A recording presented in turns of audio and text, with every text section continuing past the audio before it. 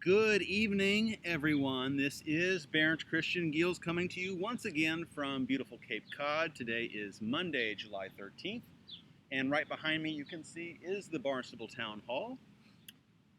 This is episode 18 of my YouTube channel. I welcome all of you back who have been patiently awaiting yet another video from me.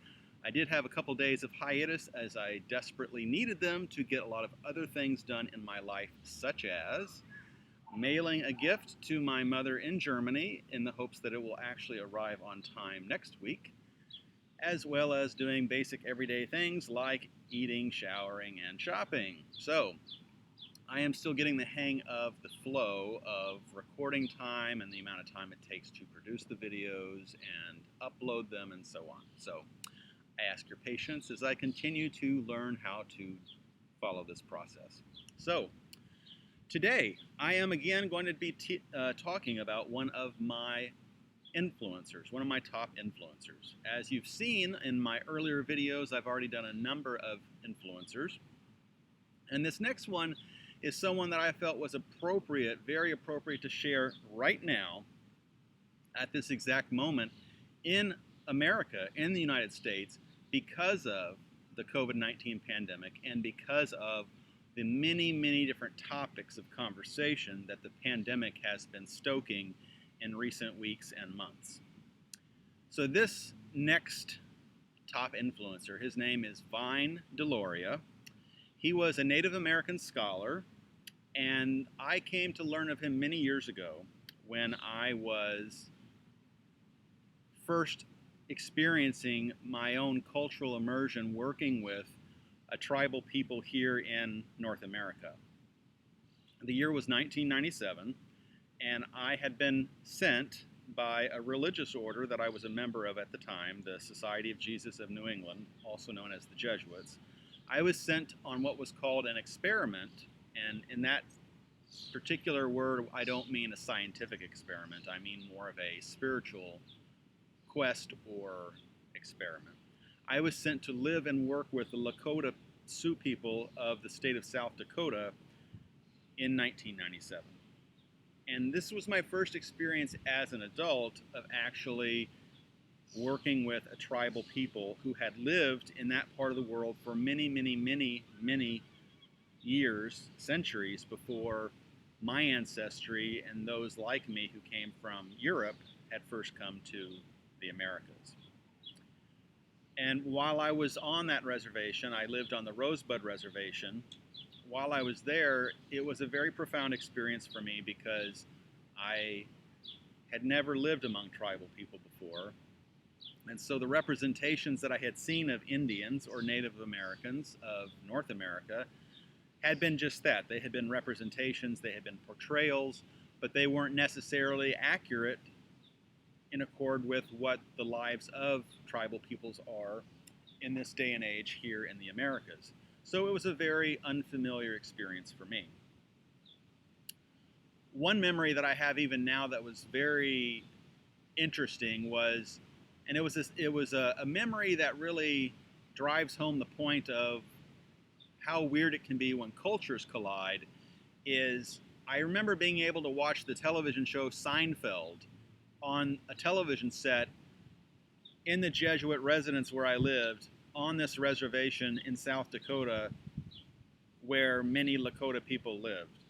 And to me, it was a very strange sort of cultural clash because I doubt that many Lakota Sioux people, especially those who were actively practicing their cultural traditions, their rituals and whatnot, I doubt many of them would have found much interest in or resonance with a comedy show that was set in New York City featuring a bunch of white people making gaffes and making fool of themselves in all sorts of different ways. So to be able to watch a show like Seinfeld while living on a Native American reservation was a very unusual experience for me.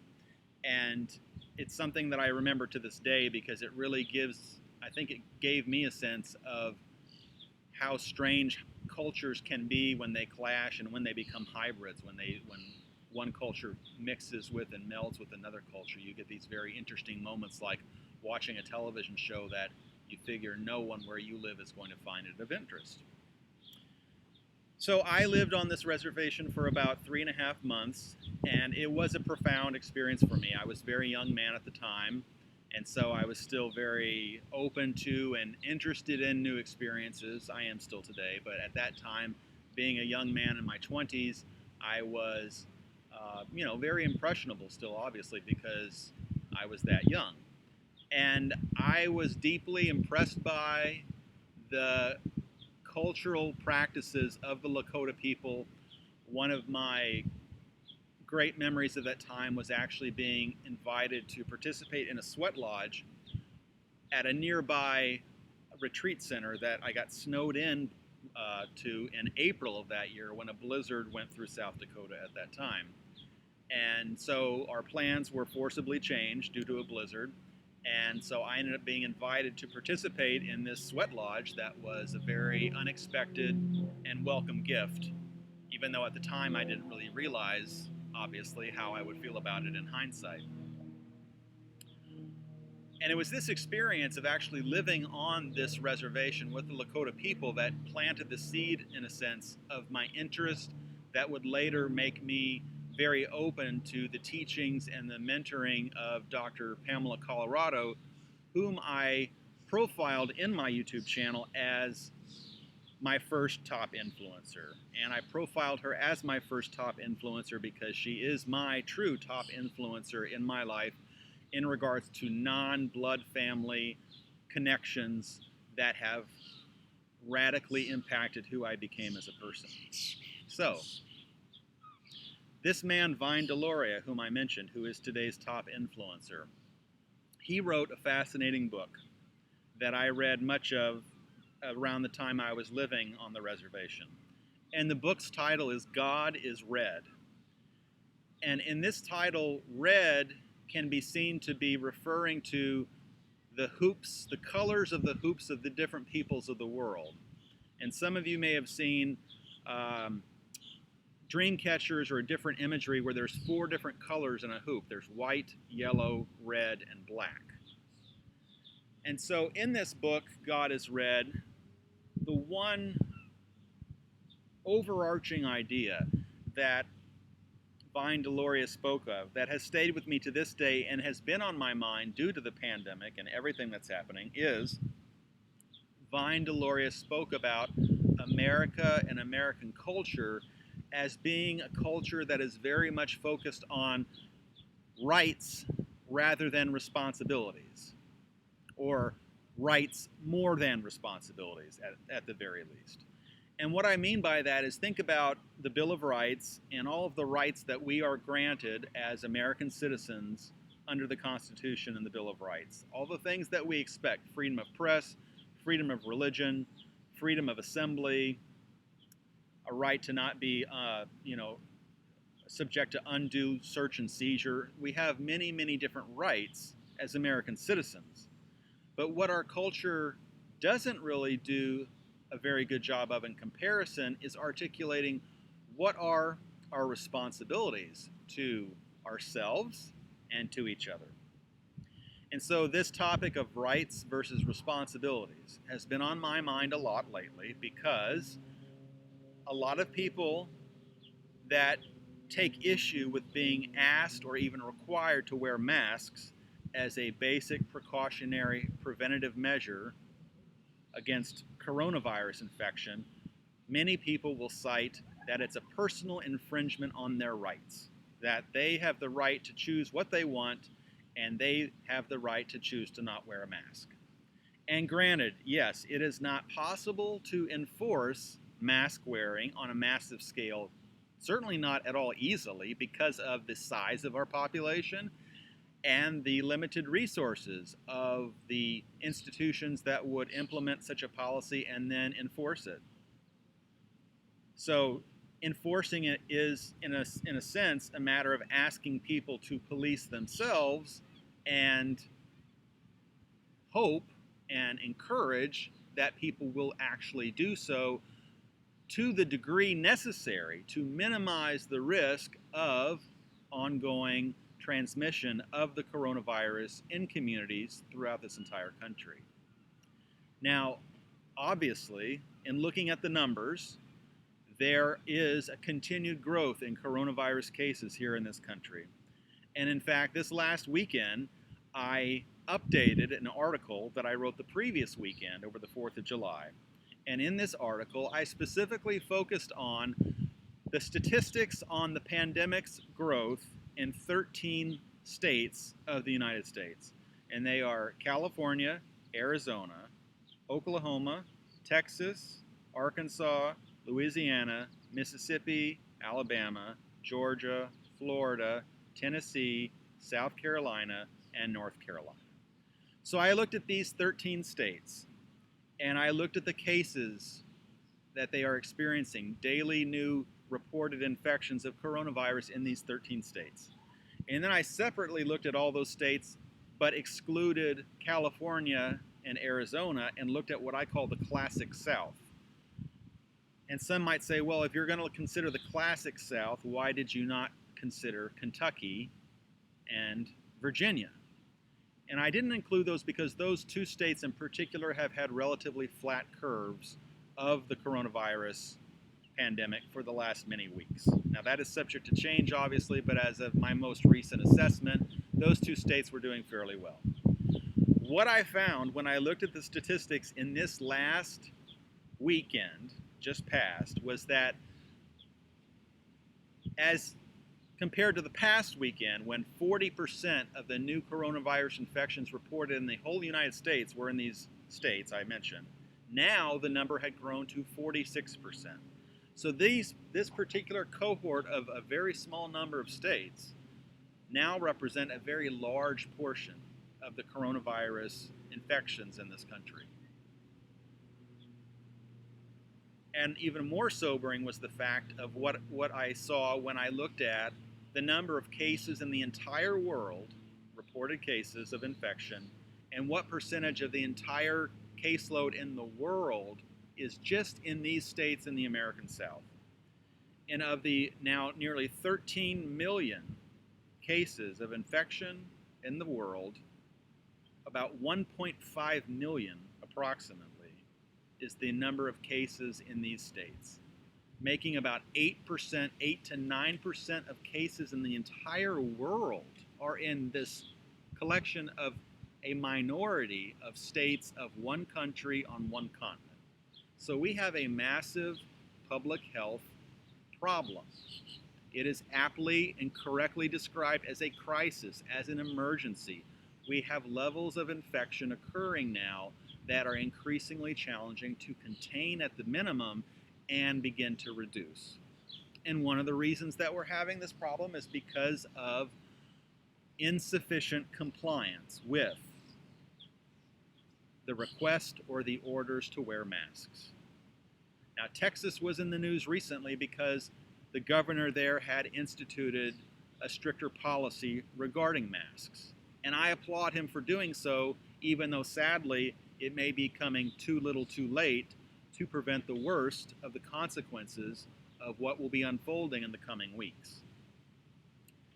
And so the reason I bring up this topic of the pandemic and the reason I'm giving you these statistics is to bear out the reality of what I think all too easily can happen when you live in a culture that is fundamentally focused more on rights than responsibilities. Now, I want to be clear to anyone who is first coming to these videos on my channel and learning about me and who I am and the videos I've already done. I am not in any way saying that I don't believe that there should be a Bill of Rights, that there should be a United States Constitution. I am not advocating for a change so radical that people are deprived of basic fundamental human rights. But what I am arguing is that an excessive focus on rights over responsibilities is a recipe for a society that does not sufficiently protect all of its population. Now, in the news regarding this pandemic, we have seen previously that the pandemic originally was most hurtful, most damaging to the elderly people with pre-existing medical conditions, and people of color and low-income communities. Now, however, what we're seeing more recently in the data is a trend towards more young people contracting the coronavirus, and therefore we will see, to some degree, a fundamental shift in the demographics of the people of this country who are becoming ill and dying of coronavirus. And what's making it worse is not just the lack of compliance about wearing masks, it's the lack of related social distancing that we're seeing when people are going to large public venues or having private parties in their homes. There were examples of this happening over the 4th of July holiday weekend for all to see in a number of states. And there's even been discussion in the media recently that the upsurge in coronavirus cases in the vicinity of Tulsa, Oklahoma, was more than likely attributable to some degree to the rally that Donald Trump had there in Tulsa in late June. So, like I said, I am not advocating that we change our whole system of governance to where we do not honor our human rights, our basic fundamental needs. What I am saying is that we need to find a better balance between our very strong element, cultural tradition of individualism in this country, which says that any one of us theoretically can achieve most anything if we put our minds to it and we're dedicated and work hard. We need to find a balance between that support of individual success and individual striving and individual goal setting, and on the opposite side, having a functional society with institutions that are responsive to the many different needs that our diverse citizenry has. And as a man like myself who has a history of a disability, who has a history of trauma in my early life history, I know from my personal experience that it can be very challenging to get the services that we need to succeed when we have existing challenges above and beyond what some of our fellow citizens have. And that is all true of the populations of people who have been most harmed by the coronavirus pandemic. When you look at elderly people, for example, I think one of the reasons that we see so much suffering among the elders of our society is because the elders in the United States of America are not given the same type of respect and place in society. They are not accorded the type of honor and respect that they are given in so many other traditional cultures that have much longer histories, whether it's European cultures or indigenous peoples throughout the world who have multi-generational unbroken families that go back centuries that they can actually trace back that far. So the elders in our country can sadly experience high levels of social isolation. They tend to have weaker immune systems because, as I said in a recent episode, as people age, there is a corresponding typical decline in immune system function. So that particular population, the elderly, is one population that has struggled and that has been experiencing a large portion of the sickness and death due to this pandemic. Nursing homes specifically have been a major locale that is ground zero for the many people who have died, which now is about 135,000 people who have died in this country. In another different episode recently, I talked about people with immune system concerns. And obviously people whose immune systems are already not functioning as well as the rest of us, being exposed to something like a highly contagious virus is going to be of greater concern, because those individuals will, in all likelihood, have some greater difficulty in fighting off this virus. They might get sick more easily, they might become deeply ill more quickly, and they may die more easily because of weakened immune system function. And then another population of people that I don't think has gotten quite as much exposure in the media covering the pandemic is people with disabilities, whether it's developmental disabilities, whether it's physical disabilities, whether it's people with mental health histories. These individuals are not necessarily visible in society very clearly because of the nature of their disabilities. Now, people with physical disabilities, like people who are amputees or were disfigured in accidents, yes, that is something that is physically easy to see with your eye. But people who have developmental disabilities or mental health histories, you can't necessarily determine who has those types of histories just by looking at a person. So those are what is considered by some to be called invisible disabilities. So people who have disabilities, but you cannot clearly tell that they have those by looking at them, or even by necessarily briefly interacting with them. So these different populations of people throughout this country have been especially impacted by the current reality.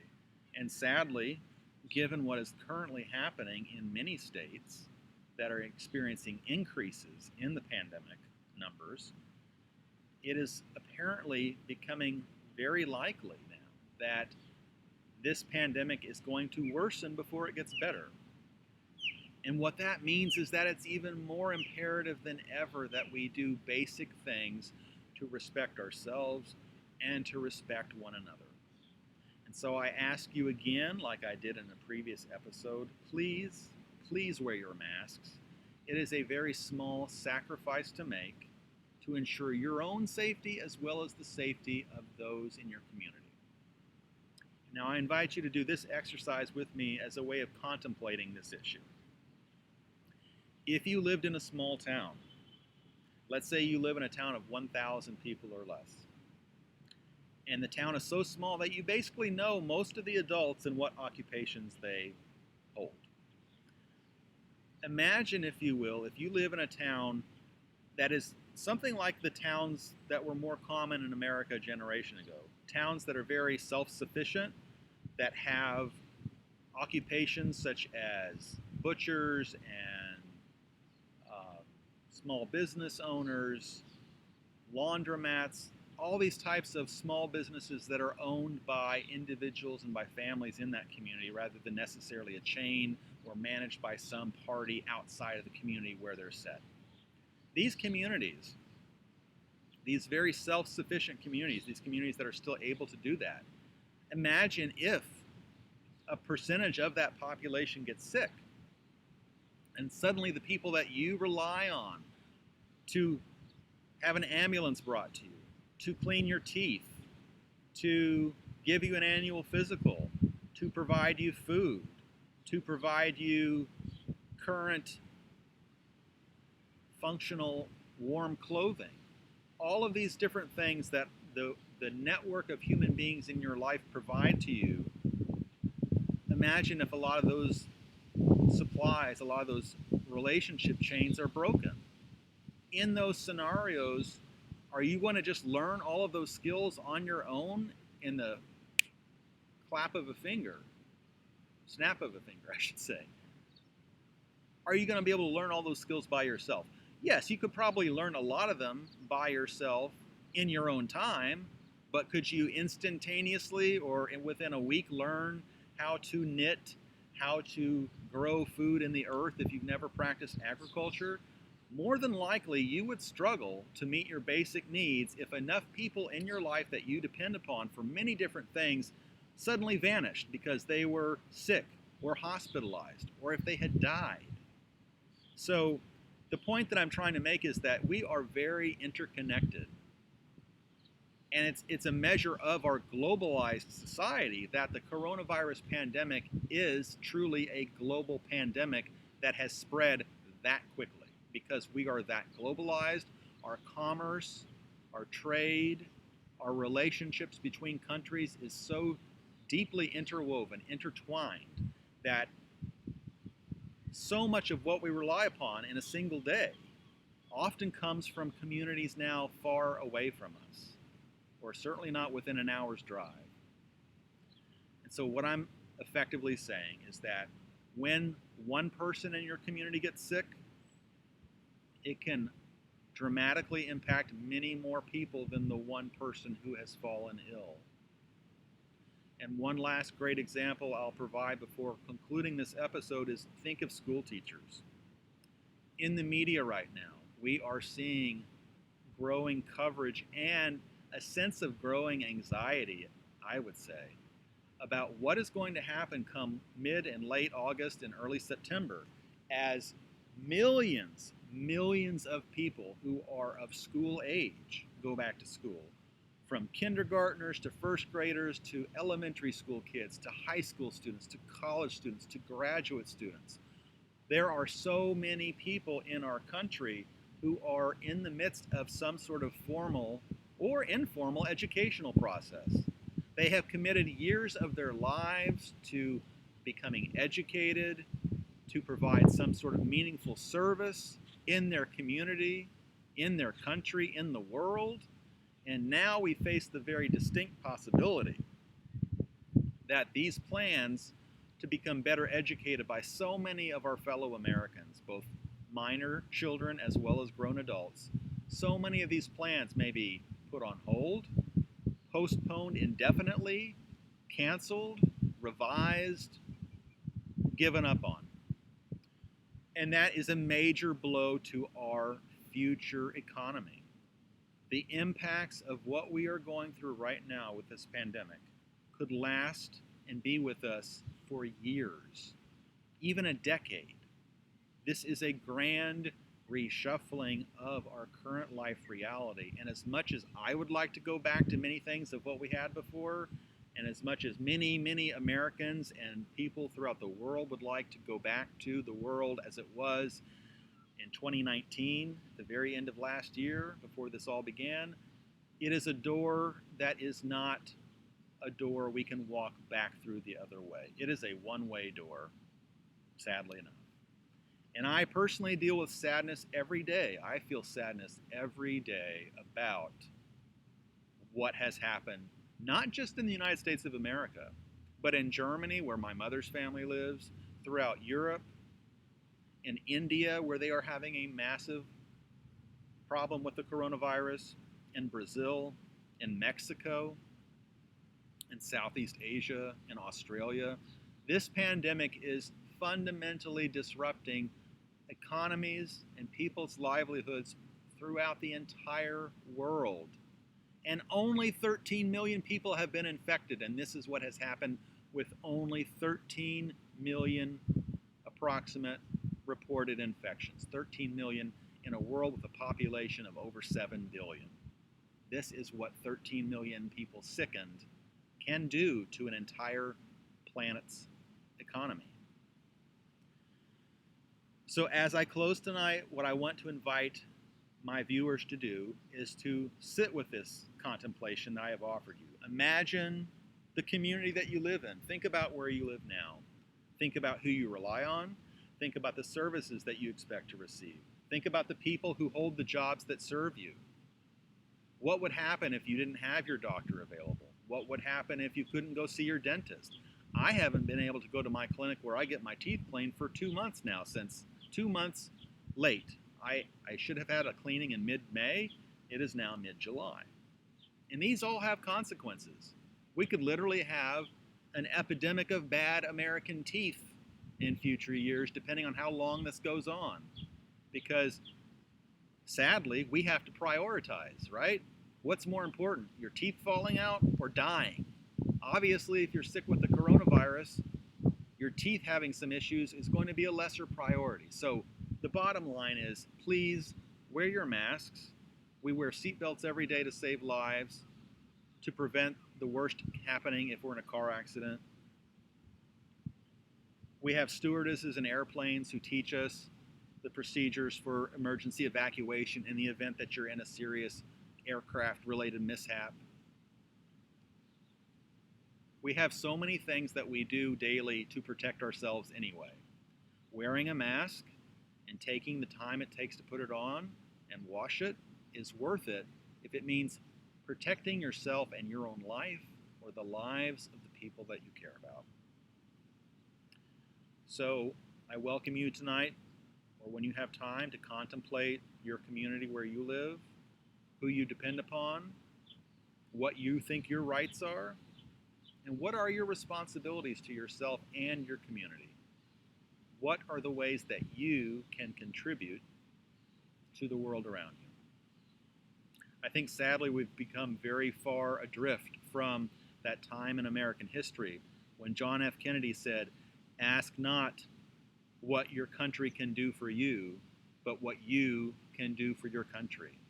Now the slogan seems to be, "Ask not what you can do for your country, but what your country can do for you." We have gone from one extreme, as envisioned by JFK, all the way in a very different direction to a different perspective, a viewpoint where we are very, very much experiencing the consequences of American individualism woefully over prioritized over community, cooperation, support, and mutual consensus and the like. So thank you for listening to this episode tonight. I will be back tomorrow with yet another episode, most likely yet another one of my top influencers. And for those of you who are becoming fans, I welcome you to make comments. I also welcome you to tell your friends and family about me. This is not going to be a short-term creative project. This is something I will be doing long-term. Come hell or high water or hurricane striking Cape Cod, I do plan to keep showing up and reaching out to you, my faithful viewers, as well as my new viewers, to entertain, educate, and inspire you. Thank you.